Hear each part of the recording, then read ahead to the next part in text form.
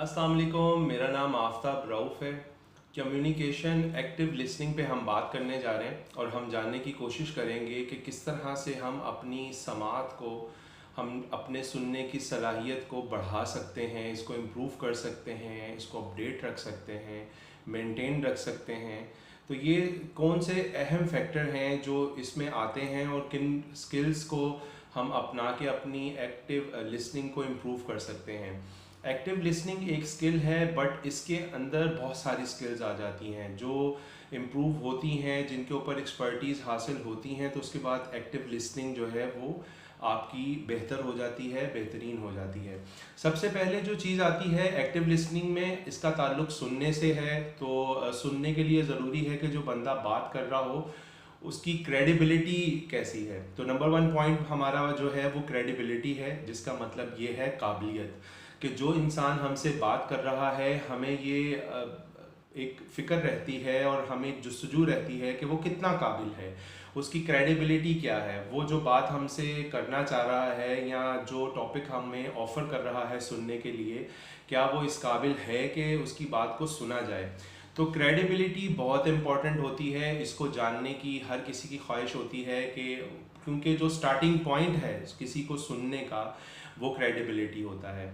तो क्रेडिबिलिटी को जांचने के डिफरेंट तरीके होते हैं। आप किसी के साथ काम कर रहे होते हैं तो आपको अंदाज़ा हो जाता है, अगर आप किसी नए शख्स से मुलाकात करते हैं तो उसकी गुफ्तगू के अंदाज से आपको अंदाज़ा हो जाता है कि वो कितना क्रेडिबल है। और कुछ भी फैब्रिकेटेड नहीं होता, कोई जो है वो रट्टा लगा के कोई चीज़ आपको बयान कर रहा हो तो वो एक डिफरेंट तरह का इम्प्रेशन देती है। बट एक जो जेन्युइन टॉक होती है, एक जो जेन्युइन क्लिक होता है, एक जो जेन्युइन इमोशन होता है, वो डिफरेंट होता है। तो क्रेडिबिलिटी को अगर देखना हो तो हम ये देख सकते हैं कि हमें जो टॉपिक बात कर रहे हैं, जिस टॉपिक के ऊपर, वो कितना रिलायबल है, उसकी इम्पोर्टेंस कितनी है और वो किस लेवल का है, किस तरह की बात हो रही है, उसकी नौइयत क्या है। तो क्रेडिबिलिटी इंपॉर्टेंट होती है। उसके बाद फिर जो सेकंड नंबर पे पॉइंट आता है, जो अहम वाइटल पॉइंट है, वो एक्सेप्टेबिलिटी है। एक्सेप्टेबिलिटी का मतलब होता है कबूल करना। आप अपने इर्द गिर्द सर्कल में देखें तो आप खुद अपनी लाइफ का एनालिसिस कर लें तो आपको किसकी बात ज़्यादा अच्छी समझ आती है। ज़रा आप नोटिस करें और इसका जवाब आपको मिलना शुरू हो जाएगा कि आपके करीब जो दोस्त होते हैं, आपके जो फैमिली रिलेटिव्स हैं, या बहन भाई हो सकते हैं, या आपके पेरेंट्स हो सकते हैं, या आपके दोस्त अहबाब हो सकते हैं, या आपके कज़न्स हो सकते हैं जिनसे आप क्लोज़ हैं। तो जो क्लोजनेस है, जिनके साथ फ्रैंक हैं, उनकी बात आपको बहुत अच्छी समझ आती है। भले वो गलत बात भी कर रहे हों तो उनकी बात को आप एक्सेप्ट करते हैं, उनकी बात को आप कबूल करते हैं, मानते हैं। वहाँ क्रेडिबिलिटी जो है वो माइनस हो जाती है, वहाँ क्रेडिबिलिटी का इतना इम्पोर्टेंस नहीं है, इतना रोल नहीं होता। तो वहाँ पे सिर्फ एक्सेप्टेबिलिटी आती है on the basis of long relationship, on the basis of friendship, on the basis of आपके सिबलिंग्स हैं। तो यहाँ पे डिफरेंट है, प्रोफेशनल लाइफ में डिफरेंट है, सोशल लाइफ में आपके डिफरेंट है। तो एक्सेप्टेबिलिटी किसी को कबूल करना, उसके बाद ही आप उसको सुनते हैं। तो सुनने का जो ताल्लुक सबसे पहले हो गया क्रेडिबिलिटी, उसके बाद आ गई एक्सेप्टेबिलिटी। जो थर्ड पॉइंट हम डिस्कस करने जा रहे हैं वो विलिंगनेस है। अच्छा, विलिंगनेस दो तरह की होती है। विलिंगनेस टू लर्न, हम थर्ड पॉइंट कर लेते हैं, विलिंगनेस टू लर्न। इसमें मतलब ये हुआ कि सीखने का शौक, यानी कि आपको पता चल गया कि जो बंदा बात कर रहा है, जो स्पीकर है, वो इतना क्रेडिबल भी है, उसको एक्सेप्ट भी कर लिया आपने, मेंटालिटी आपकी उसको एक्सेप्ट कर चुकी है और आपका हार्ट भी उसको एक्सेप्ट कर चुका है। तो अब आप उसकी बात सुनेंगे, शौक से सुनेंगे, ठीक है। तो वो सीखने के लिए सुनेंगे। Willingness to learn is a different thing. ये बिल्कुल मुख्तलिफ है कि आप सीखने के लिए के शौक से जो है सुन रहे हैं। तो सीखना जो है वो एक प्रोसेस है। ऐसा नहीं है कि सिर्फ एक कान से सुना दूसरे से निकाल दिया, तो उन बातों का कोई फ़ायदा नहीं होता।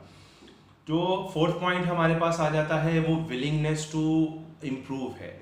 विलिंगनेस टू इम्प्रूव का मतलब ये है कि आप किस तरह से अपने आप को अपडेट रख सकते हैं, किस तरह से अपने आप को फोकस रख सकते हैं, किस तरह से अपने आप को जो करंट सिनेरियो चल रहा है, चैलेंजेस चल रहे हैं, आप किस तरह से अपने आप को अकॉर्डिंग टू द नीड जो है वो अपडेट करके रख सकते हैं।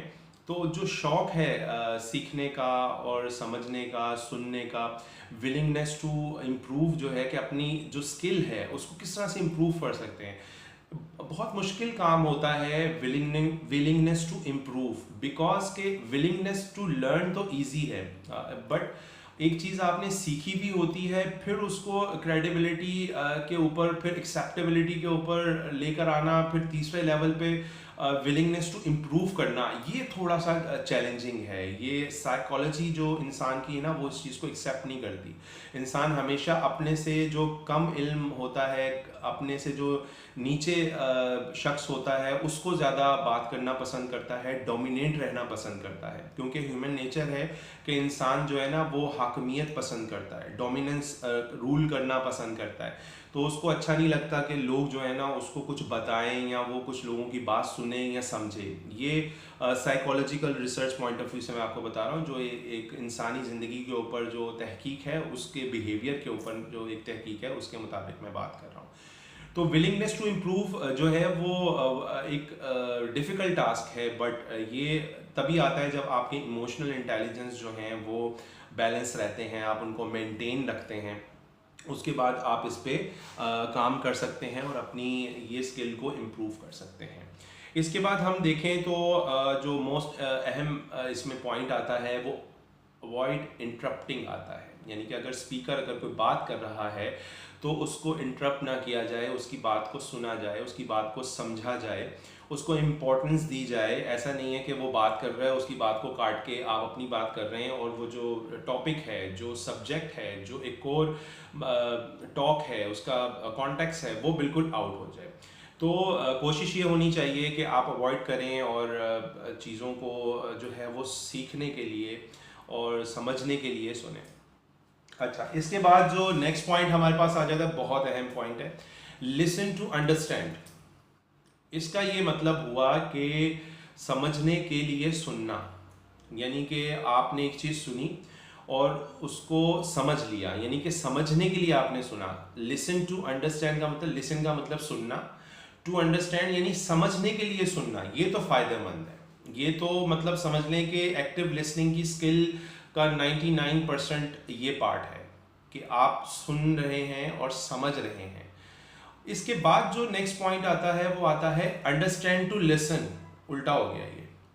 अंडरस्टैंड टू लिसन का मतलब ये है कि जवाब देने के लिए जो है सुनना। और आपने एक बात सुनी है और उसका जवाब दे दिया है, तो जवाब देने के लिए अगर आप सुन रहे हैं तो फिर आप उस चीज़ को इन्हेंस नहीं कर सकते, उसको ग्रैप नहीं कर सकते, उसको एडॉप्ट नहीं कर सकते, उसको अपनी लाइफ में इम्प्लीमेंट नहीं कर सकते। तो ये दो चीज़ें हैं, जवाब देने के लिए सुनना और समझने के लिए सुनना। इसमें ज़मीन आसमान का फ़र्क होता है।